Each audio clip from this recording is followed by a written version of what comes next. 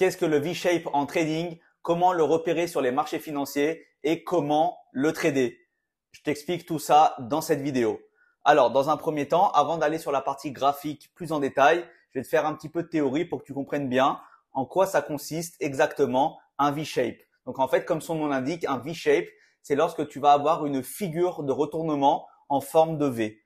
Donc je vais te le mettre comme ça. Donc là, par exemple, tu as un marché qui monte en tendance ou bien qui, par exemple, peut ranger. Ensuite, tu vas avoir une énorme baisse. Donc en fait, là, tu vas avoir les vendeurs qui vont prendre la main sur les acheteurs. Ça se passe souvent dans les marchés à haute volatilité où là, tu vas avoir vraiment beaucoup de ventes market qui vont pousser le prix à la baisse. Ensuite, tu vas avoir les acheteurs qui vont reprendre la main sur les vendeurs et là, on va récupérer 100% de la figure. Donc, c'est-à-dire que 100% de la baisse va être récupérée par les acheteurs pour revenir à son point initial. Donc là, tu vois, par exemple, on était en phase de consolidation. On a vraiment push ici le prix à la baisse. Et ensuite, à ce niveau de bottom ici, on a eu une inversion de tendance. Donc, en fait, les acheteurs ont pris la main sur les vendeurs. Et là, du coup, on est reparti à la hausse où là, on a injecté massivement des lots à l'achat ou que ça soit des buy limit ou des buy market. Mais en tout cas, ici, on est reparti à la hausse pour venir récupérer, entre guillemets, le plus haut qui avait été atteint avant cette grosse chute. Et là, ce qui va être caractéristique d'un V-shape, c'est qu'on a vraiment une baisse qui est massive et rapide. Et ensuite, on a un marché qui reprend de l'ampleur, qui repart à la hausse et qui vient récupérer toute la baisse qui avait été initiée par les vendeurs. Et en fait, ce qui va être intéressant également ici, c'est que souvent, en fait, un V-shape, ça va être une manipulation.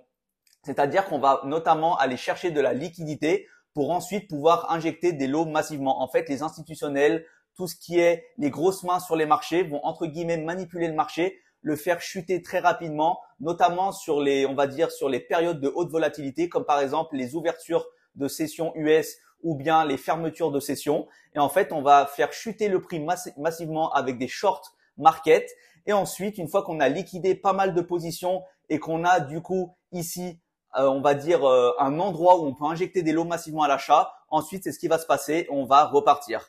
Et en fait, vous avez exactement la même chose avec le H-shape, où c'est-à-dire que vous avez ici, par exemple, une zone de consolidation. Là, on va exploser à la hausse avec des injections massives de lots à l'achat. Donc là, des buy market qui poussent le prix à la hausse. Et ensuite, on revient sur le niveau précédent avant le pic de hausse. Et on revient ici combler à 100% la hausse qui avait été faite précédemment. Et donc là, vous le voyez, souvent, on va venir récupérer 100% du mouvement précédent. Donc là, vous pouvez le voir maintenant que vous avez un petit peu de l'aspect théorique. Vous le voyez ici sur les marchés. Par exemple, sur le Nasdaq en daily, ici, on a eu un V-shape très intéressant. Donc là, par rapport au précédent ATH, donc là, notamment lié au tarif douanier de Donald Trump, du coup, à un côté fondamental qui était négatif pour les marchés, ça a créé un mouvement de panique sur les marchés. Et donc là, on a eu des shorts massifs, en l'occurrence ici sur le Nasdaq, pour pousser le prix à la baisse. Et ensuite, une fois que ces tarifs douaniers ont été appréhendés et ont été pricés par les marchés, on est reparti à la hausse. Et vous le voyez ici, on a bien récupéré. On est même plus haut que le point haut précédent des 22 300. Donc là, vous le voyez bien, on est passé de 22 300 jusqu'à 16 400. Donc, on a perdu 6 000 points.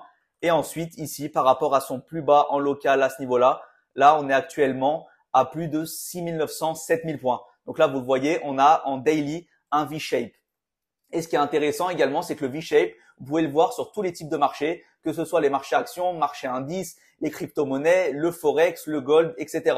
En fait, c'est vraiment caractéristique d'un marché qui est très volatile. On a vraiment beaucoup d'échanges entre acheteurs et vendeurs et on a potentiellement de la manipulation à venir pour ensuite récupérer toutes les liquidités et ensuite effectuer le mouvement. Donc là, c'est vraiment un mouvement d'inversion de tendance où on switch rapidement d'une tendance baissière à une tendance haussière ou inversement pour un H-shape, d'une tendance haussière rapide avec un spike du prix à la hausse et ensuite on retrace totalement ce mouvement. Et là, ce qui est intéressant, je vous le disais, c'est que souvent ça va être accompagné d'une manipulation. Donc là, vous le voyez, on avait cette trendline à ce niveau-là avec ces deux points de contact à ce niveau-là. Donc là, potentiellement, on avait pas mal d'acheteurs qui étaient positionnés ici. Et en plus de ça, si on utilise par exemple dans ce cas précis le retracement de Fibonacci, Regardez encore une fois la pertinence des analyses. Ici, on est exactement sur un rebond sur l'optimal trade entry, ici à 70,5. Donc là, vous le voyez, on avait une entrée qui était très intéressante à ce niveau-là. On vient récupérer de la liquidité. On a un niveau attrayant pour passer en position à l'achat sur les 70,5 de Fibo. Et ensuite, ici, si on va dire le contexte géopolitique, le contexte macroéconomique est fondamental et positif, alors on vient récupérer rapidement la baisse qui a été entre guillemets initiée par de la panique. Et c'est exactement ce qui s'est passé ici. Les tarifs douaniers, ça fait chuter le marché et boum, en plus, après, ça repart à la hausse avec un gros V-shape. Bien sûr, un V-shape, ce n'est pas un V à la perfection. Dans un V-shape, vous allez avoir des impulsions, des retracements, impulsions, etc. Donc là, vous le voyez, si là, en gros, en macro, vous avez ici un V-shape. Par contre, si on fait en micro une analyse plus détaillée, vous le voyez, on a ici impulsion, retracement, on a une impulsion. Et là, du coup, on repart à la hausse. Mais ça, c'est vraiment caractéristique d'un V-shape et on a vraiment récupéré 100% de la baisse qui avait été initiée. Donc là, vous le voyez, j'ai donné l'exemple du Nasdaq. Mais si par exemple, on passe sur son frère, le SP500, c'est exactement la même chose. Vous le voyez, à ce niveau-là, on avait une trendline qui, bien sûr, s'est fait briquer. Donc, en dessous, on avait de la liquidité à ce niveau-là. Donc, c'est pas étonnant qu'on vienne récupérer à ce niveau-là. Et là, en le faisant avec vous, si par exemple, on prend un retracement de Fibonacci de tout ce mouvement,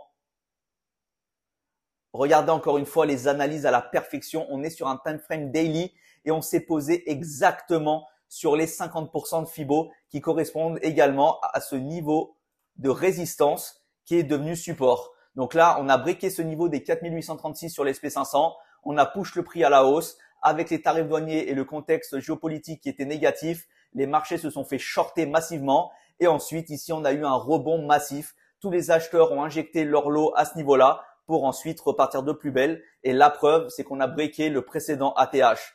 Donc, vous le voyez ici, on a bien eu également un V-shape à ce niveau-là. Donc là, une baisse de 6150 jusqu'à 4850. Et là, on est actuellement à 6320. Donc, on est reparti de plus belle et on a récupéré vraiment toute la baisse qui avait été initiée par la panique des tarifs douaniers. Et enfin, par exemple, pour vous montrer un dernier exemple, si on part sur l'ETH, donc là, vous le voyez, là, je vous ai montré des exemples en daily, mais le V-shape apparaît vraiment sur tous les time frames. Si par exemple, ici, vous allez en M5 sur l'ETH, regardez à ce niveau-là, encore une fois. Donc là, on était vraiment caractéristique de tendance haussière à ce niveau-là. Donc là, vous avez des hauts de plus en plus hauts et également des bas de plus en plus hauts. Donc là, on est bien en tendance haussière. Et regardez ici ce qui est intéressant, si on fait une rapide analyse, vous avez ici votre Demand Zone M5.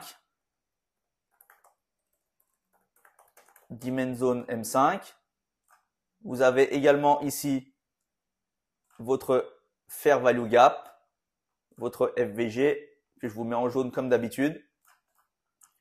Et là, regardez, vous aviez également de la liquidité à venir récupérer en dessous de ces deux lots. Donc là, potentiellement, on avait vraiment une configuration intéressante pour trader ce V-shape.